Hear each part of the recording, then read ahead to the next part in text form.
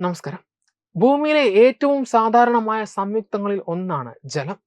എന്നാൽ അതിന്റെ ഘടകങ്ങൾ പരിശോധിച്ചാൽ ഈ സാധാരണ സംയുക്തം എത്രമാത്രം അസാധാരണമാണെന്ന് നമുക്ക് മനസ്സിലാക്കാം. ഹൈഡ്രജൻ തീപിടുത്തത്തിന് കാരണമാകുന്ന ഒരു ഇന്ധനമാണ്.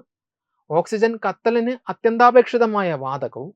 എന്നിട്ടും ഇവ രണ്ടും സംയോജിച്ച് രൂപപ്പെടുന്ന ജലം തീ കെടുത്തുവാൻ കഴിവുള്ള അത്ഭുതകരമായ ഒരു വസ്തുവായി മാറുന്നു. ഈ പ്രതിഭാസത്തിന് പിന്നിൽ മറഞ്ഞിരിക്കുന്നത് അടിസ്ഥാനപരമായ രാസപ്രവർത്തന നിയമങ്ങളാണ്. കത്തൽ അഥവാ ജ്വലനം എന്നത് ഒരു രാസപ്രവർത്തനമാണ്. ഒരു ഇന്ധനം ഓക്സിജനുമായി അതിവേഗം പ്രവർത്തിച്ച് ചൂടും പ്രകാശവും പുറത്തുവിടുന്ന പ്രക്രിയയാണിത്. ഹൈഡ്രജൻ തന്മാത്രകൾ അന്തരീക്ഷത്തിലെ ഓക്സിജൻ തന്മാത്രകളുമായി പ്രതിപ്രവർത്തിക്കുന്നു.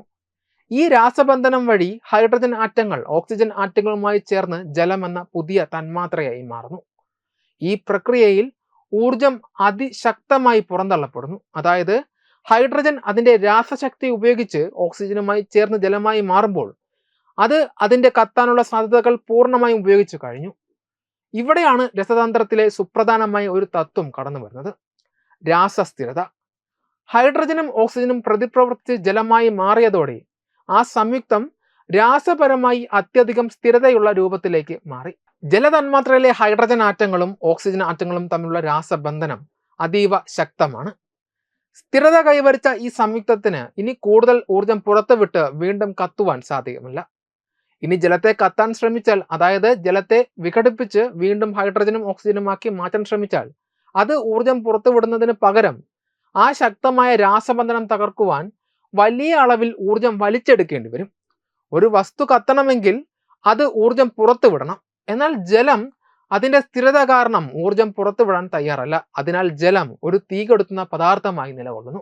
ജലം തീ കെടുത്തുവാൻ പ്രധാനമായി 3 ശാസ്ത്രീയ മാർഗങ്ങളാണ് ഉപയോഗിക്കുന്നത്. ഒന്നാമതായി താപനില കുറയ്ക്കൽ.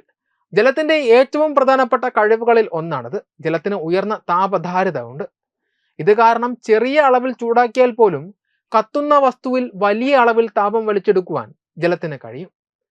കത്തുന്ന വസ്തുവിന്റെ താപനില അതിന് തുടർന്ന് കത്തുവാൻ ആവശ്യമായ താപനിലയേക്കാൾ താഴ്ന്ന നിലയിൽ എത്തിക്കുവാൻ ജലം സഹായിക്കുന്നു.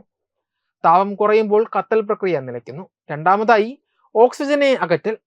കത്തുന്ന വസ്തുവിൽ ജലം ഒഴിക്കുമ്പോൾ അത് വേഗത്തിൽ നീരാവിയായി മാറും. ഈ നീരാവിക്ക് കത്തുന്ന വസ്തുവിനും അന്തരീക്ഷത്തിലെ ഓക്സിജനും ഇടയിൽ ഒരു സംരക്ഷണ കവചം സൃഷ്ടിക്കുവാൻ കഴിയും. ഈ ആവി കത്തലിന് അത്യന്താപേക്ഷിതമായ ഓക്സിജന്റെ ലഭ്യത തടയുകയും തൽഫലമായി തീ അണയുകയും ചെയ്യുന്നു. ചുരുക്കത്തിൽ ഹൈഡ്രജനും ഓക്സിജനും പ്രവർത്തന വസ്തുക്കളായിരുന്നപ്പോൾ കത്താൻ അതിനാൽ എന്നാൽ അവ പ്രവർത്തിച്ച് കഴിഞ്ഞ ഉൽപ്പന്നമായ ജലത്തിന് രാസപരമായി കൂടുതൽ സ്ഥിരത കൈവരിച്ചതിനാൽ വീണ്ടും കത്തുവാൻ സാധ്യമല്ല. അതിനാൽ ജലം തീ കെടുത്തുന്ന ഒരു പദാർത്ഥമായി മാറുന്നു. ഹൈഡ്രജന്റെയും ഓക്സിജന്റെയും ശക്തിയെ തന്റെ സ്ഥിരതയുടെ ഊർജത്തിലേക്ക് പരിവർത്തനം ചെയ്ത ജലം പ്രകൃതിയിലെ ഏറ്റവും ഫലപ്രദമായ അഗ്നിശമനികളിൽ ഒന്നായി നിലനിൽക്കും. വെബ് ഡെസ്ക് തത്വമയി TV.